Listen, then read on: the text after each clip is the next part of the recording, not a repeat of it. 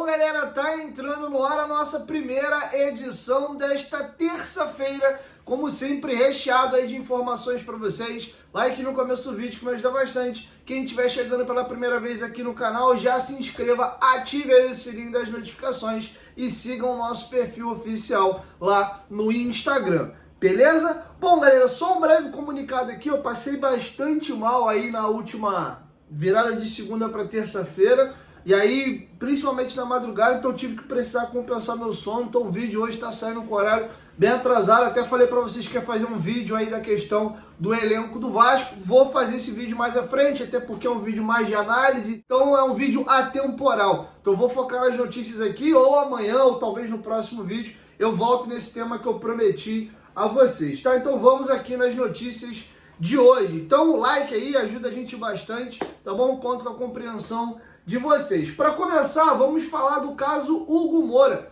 Hugo Moura é jogador do Atlético Paranaense, veio emprestado ao Vasco.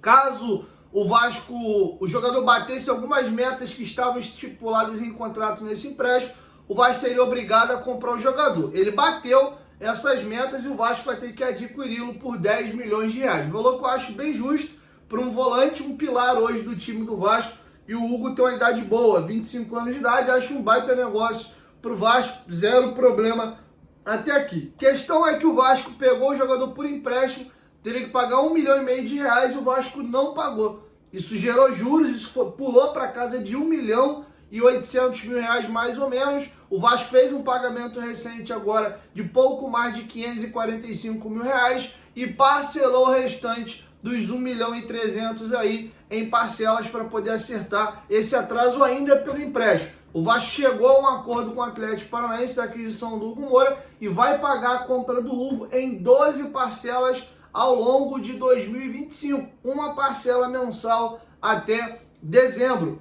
12 parcelas de 833 mil reais vencidas nos dias 25 de cada mês. A exceção é no mês de dezembro, que a parcela vai vencer no dia 20, tá bom? Então o Hugo Moura fica em definitivo.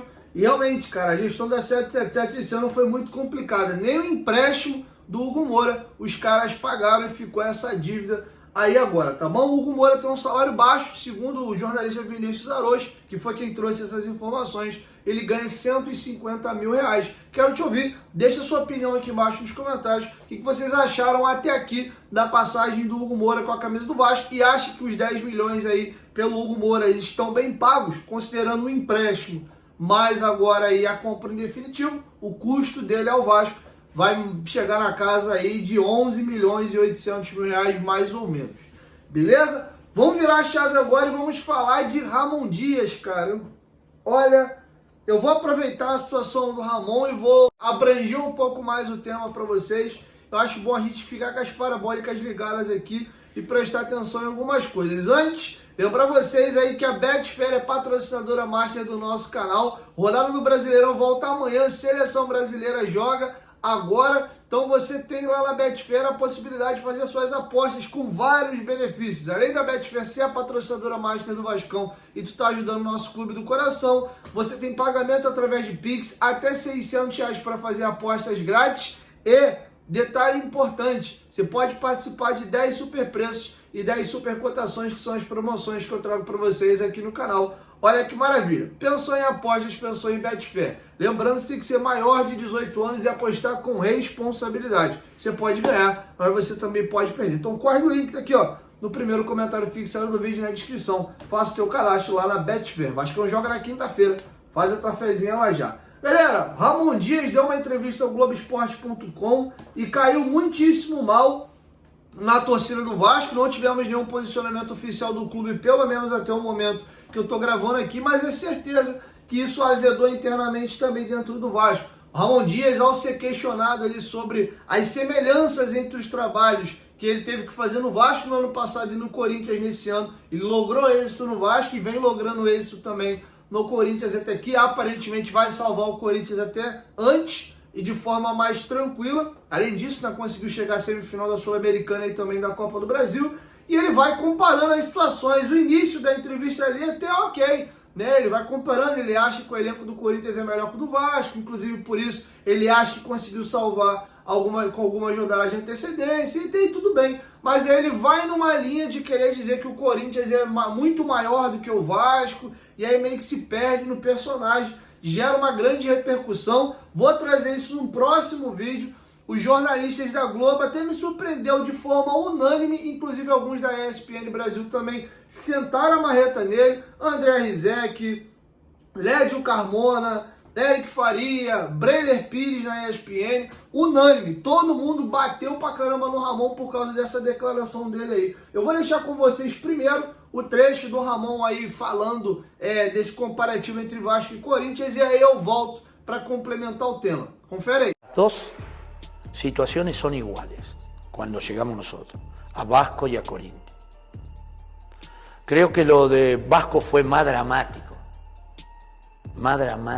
porque no jugaban en su estadio, estaba suspendido 3 fechas, no jugábamos en ese estadio, y yo quería jugar en el estadio, teníamos que jugar en el estadio, porque para los otros equipos es mucha más presión. En la última fecha nos salvamos, en el último minuto, porque Dios quiso que nos ayudó, que Serginho hizo el gol de cabeza y Santos no pudo ganar y pudimos...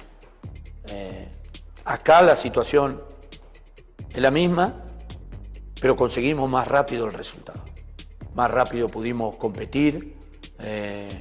Las dos situaciones, la calidad de los jugadores realmente es mucho más grande la de Corinthians que la de Vasco. Y a nivel institucional, a nivel club, es mucho más grande Corinthians que Vasco. A algunos por ahí no le va a gustar lo que dije, pero bueno, la realidad es esa. Corinthians tiene un gran club, se está proyectando, por lo que hablamos con el manager, con el club, se está proyectando para ser un gran equipo, un gran club, y que pelee cosas importantes arriba. Bom, vou dividir essa minha opinião e esse comentário aqui em 2 momentos. O segundo é para vocês ficarem de parabólica ligado e refletir sobre uma coisa que eu vou falar, e a outra é a respeito do Ramon. O Ramon Dias, cara, deu pra ver que ele é um cara que ele tem um perfil, ele é muito... Deixa eu escolher um termo aqui, cara, pra mim não passar do ponto também. Ele é muito... Não é oportunista, cara, essa é uma palavra pesada. Ele é muito... Sei lá, cara, não é malandro, ele fala as coisas por comodidade, vai. Acho que vou pegar um termo mais leve aqui. Ele fala aquilo que é cômodo e conveniente para ele em certos momentos. Enquanto estava no Vasco, pô, o São Januário é um absurdo, nunca jogou num caldeirão igual o São Januário, a torcida do Vasco é incrível. E se você pegar a entrevista como um todo, as mesmas coisas que ele fala do Corinthians pensando em 2025, era o que ele falava do Vasco. Um clube como o Vasco tem que estar brigando por título, né, para estar lutando contra rebaixamento. O Vasco é uma das maiores equipes do país e jogava confete pra caramba, rasgava a seda pra torcida do Vasco, sendo que ele teve um problema grave com a diretoria do Vasco, que está na justiça, e ele inclusive foi à FIFA cobrando 30 milhões de reais do Vasco aí pela rescisão. Ele mesmo confirma, e o próprio Emiliano Dias esteve lá no Futebolaço Podcast e confirmou que sim, eles chegaram a pedir demissão ali no vestiário, mas era aquela coisa de um apelo emocional, para ver se os jogadores se sentiam acossados ali, mudavam a postura, e eles estavam contornando isso ainda no vestiário, já tinham sido demovidos da ideia de pedir demissão, e ao Vasco teria feito o comunicado oficial das suas demissões. E aí eles sustentam a narrativa de que foram demitidos pelo Twitter e não pediram demissão. Foram à justiça, foram à FIFA pedir a rescisão de contrato, o Vasco se defende dizendo que não foi isso, e agora o Vasco quer receber do Ramon Dias o mesmo valor, porque a multa ela era para ambos, né? Quem rompesse o contrato ali teria que indenizar uma parte ou outra, tá? Então assim, e o Ramon tá com processo agora para tentar renovar o contrato com o Corinthians. Então, para mim, visivelmente, ele está aí tentando puxar brasa e jogar confete no Corinthians para ver se sensibiliza, né, a cúpula do Corinthians para uma eventual renovação. Vamos lembrar que o Ramon Dias também teve umas bravatas aí no Vasco que ele repetiu no Corinthians e quebrou a cara em ambos. Quem lembra da bravata dele, que ele disse: torcedor, pode vir para o Maracanã que a gente vai eliminar o Nova Iguaçu, depois de ter perdido o primeiro jogo. Quem lembra dessa declaração dele? E o Vasco foi eliminado para o poderoso Nova Iguaçu. Logo depois, no Corinthians, ele deu uma declaração agora, antes do jogo de volta da semifinal da Sul-Americana contra o Racing, dizendo que nunca havia perdido para o Racing no El Cilindro. E mais uma vez deu com cara na parede aí, o Corinthians foi eliminado pelo Racing dentro do El Cilindro. A única bravata que ele meteu aí, sustentou e de fato ele conseguiu sustentar foi a que o Vasco não ia rebaixar, independente do que cada um fizesse. Ele criou muito aquela narrativa de nós contra eles, né? Essa coisa do Vasco ser perseguido, etc. E calhou e caiu muito bem na torcida do Vasco. E o que eu queria falar é a segunda parte do meu comentário. Vamos aprender com os casos do Medel, do Ramon e do Germancano. Coincidentemente, 3 jogadores sul-americanos que não são aí brasileiros, né? Porque quem nasce no Brasil é sul-americano também. Mas 3 estrangeiros aqui da América do Sul. O Germancano chegou a ter bandeirão da torcida do Vasco, tinha tratamento de ídolo, mesmo sem ser um ídolo do Vasco. O Vasco exaltava ele, jogava ele pra cima, era tratado como um rei. E o Germancano saiu do Vasco, até ali tudo bem, o Vasco não tinha condições de pagar o salário dele, já tinha uma dívida com o mesmo, e o Fluminense ele fez uma boa proposta, cara, ele é profissional e segue a vida dele, até aí tudo bem. Mas a forma escrota que ele passou a se comportar com relação ao Vasco depois que ele chegou no Fluminense, ele jogou no lixo tudo aquilo que ele estava construindo no Vasco. O Ramon Dias, a gente acabou de falar bastante idem. Ramon Dias, porra, era proseado pela torcida, muita gente ficou feliz quando ele pediu aquele contrato maluco de 3 anos, eu falei, gente, vocês estão ficando doidos. Cara, pode ser o Ramon, pode ser o Guardiola. Campeonato brasileiro é outra parada. O Vasco, inclusive, não é um clube que dá uma estrutura a um Guardiola da vida, que o Guardiola tem do Grupo City, que, porra, tem dinheiro pra caramba, uma mega estrutura, ele sabe que ele vai ter um super elenco por anos e anos e anos com salário de estrutura. Então, ainda que o Guardiola venha ao Vasco, se não der omelete, se não der ovo pra ele, ele não vai fazer omelete, irmão. E ele vai começar a tomar cacete. Vamos pedir a cabeça do Guardiola aqui também. Então, não existe no futebol brasileiro você dar 3 anos para um treinador. Você pode ficar com ele 2, 3, 4, 5 anos. Vendo isso ano a ano. É o caso do Abel Ferreira no Palmeiras, é o caso do Vojvoda no Fortaleza, né? O Renato Gaúcho também está um bom tempo no Grêmio. Isso vai acontecendo. Você entregar um contrato de 3 anos é maluquice. Mas o Ramon estava tão assim, na crista da onda, tão querido pela torcida do Vasco, que todo mundo foi favorável. É isso mesmo, o Ramon tem que aposentar no Vasco. Aí ele já prepara o Emiliano. E aí eu vejo mais um personagem aí que rasgou e manchou a história dele com o Vasco. E aí, para finalizar, eu vou dar assim um conselho, tá? Para vocês aqui com relação a todos os jogadores do elenco do Vasco. Esperem a história acabar de ser escrita. Eu vi muitos jogadores passarem essa gangorra, começando para baixo e terminando para cima, começando muito para cima e terminando para baixo. Que é um exemplo que marcou a minha geração, eu vou pegar 2, Dedé e Leandro Amaral. Esses 2 aqui, da minha geração, teriam virado ídolos do Vasco. O Dedé ainda tem o trunfo de ter ganhado um dos títulos mais importantes da história do Vasco, que é a Copa do Brasil. E o Dedé rasgou essa idolatria. Inclusive, a maior parte da torcida do Vasco hoje sequer gosta do Dedé. E o Leandro Amaral, pela aquela saída conturbada dele, vai para o Fluminense, volta, pegou um rótulo meio que de mercenário por boa parte da torcida à época, também rasgou isso. E hoje ele até tenta reverter essa imagem com a torcida do Vasco. Todas as publicações do Leandro Amaral nas redes sociais dele são falando do Vasco. Eu até o entrevistei 2 vezes, uma no Instagram, uma aqui no YouTube, e ele me deu a oportunidade de ouvi-lo, ele falar de bastante coisa ali, contou o ponto de vista dele. Então vamos esperar a história desses jogadores terminarem, para a gente poder dizer se eles estão aqui em cima, se eles estão aqui embaixo. E aí eu posso pegar um exemplo recente ao contrário. O Peck vinha se queimando, ao ponto da galera, porra, pelo amor de Deus, manda esse moleque embora, doa, dá de graça. E o PEC 22 começou a levantar a pipinha dele, em 23 o moleque estourou, e 24 tá arrebentando no MLS, pronto. O PEC agora é o queridinho da torcida do Vasco, com méritos. Eu gosto muito do PEC, mas é uma história ao contrário, que ela era só ladeira abaixo e ela subiu. Então vamos esperar a história concretizar. Eu já vi gente aí botando o nome do filho de Verratti, tatuando pirata no corpo. Galera, calma, porque a gente não sabe o dia da manhã. O Verratti tem todo o perfil de caráter, de postura, de ser um cara que não vai estragar e não vai ganhar a imagem dele com a torcida do Vasco. Mas vamos esperar ele terminar e concluir a história dele no Vasco, para não acontecer o caso de uma menina que até ficou famosa no Twitter, a Evelyn, que fez uma tatuagem do Germancano fazendo L no braço, na época do Vasco.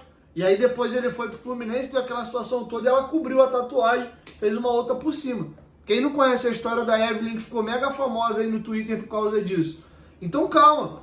Então é só um conselho que eu vou dar para vocês aqui. O Medel também saiu com a imagem muito arranhada do Vasco. Então não tem 1, 2, 3 casos aqui. Se tem mais do que isso, acho que 4 ou 5 casos. E muito provavelmente, infelizmente, não serão os últimos. Então vamos aguardar aí e fica aqui a minha sugestão para vocês. Virando a chave agora, vamos falar aqui de outros temas. Queria falar sobre Aleph Manga e Matheus Carvalho, tá bom? Antes, lembrar vocês aí que a Instinto Viagens é a nossa parceira aqui no canal Futebolaço. Na Instinto Viagens tem 10% de desconto nos 2 itens mais caros de uma viagem, usando o nosso cupom Dieguinho10. Nas passagens aéreas e também na hospedagem, tá? Lembrando que a Instinto Viagens é uma empresa gigantesca do grupo Dicas de Mendonça, que é fundada em 2016, já a Instinto é fundada em 2019. A diferença de uma empresa para outra, que é do mesmo grupo, é que a Dicas só faz viagem para Mendonça. E a Instinto Viagens faz viagem para o Brasil e para o mundo inteiro. Com detalhe, eles são especialistas aí em viagens esportivas. Notícia bacana, né? São Januário aí deve ser fechado só depois do término do Campeonato Carioca. Então a galera que tem um sonho de visitar São Januário vai ter pelo menos mais 3 meses aí para realizar esse sonho. No Vasco e Cuiabá, recebi relato de alguns inscritos que fecharam a viagem com a Instinto e vieram assistir o jogo do Vasco. Então vai lá, faz a tua cotação, o WhatsApp deles está aqui e tenta aí fechar uma viagem para vir o Rio de Janeiro, conhecer São Januário. Lembrando que esse estádio aí vai vir abaixo, infelizmente não, felizmente, daqui mais um tempinho, tá bom? Eles são referência em viagens esportivas, NBA, Champions League, NFL, Libertadores. Então dá um alô neles lá e claro, fazem outras viagens normais também. Beleza? Mas não esqueça de usar o nosso cupom Dieguinho10 e falar que veio aqui do canal. Vocês fazem tudo, tá? Seguro viagem, transfer, translado, tudinho, tá? E o mais legal, os donos da empresa são vascaínos. Olha que legal. Instinto Viagens, parceiro do canal Futebolaço. Bom, galera, vamos agora falar do Matheus Carvalho, informação publicada pelos companheiros do Lance e confirmado pelo Globo Esporte. O Matheus Carvalho está com sondagens de equipes da Europa e da MLS. E na partida de quinta-feira, agora em São Januário contra o Inter, alguns scouts dessas equipes estarão em São Januário para assistir o Matheus Carvalho em loco. O jogador tem 22 anos de idade, é o terceiro maior ladrão de bolas desse Campeonato Brasileiro, atrás só do Paulo Henrique e do William, lateral direito do Cruzeiro.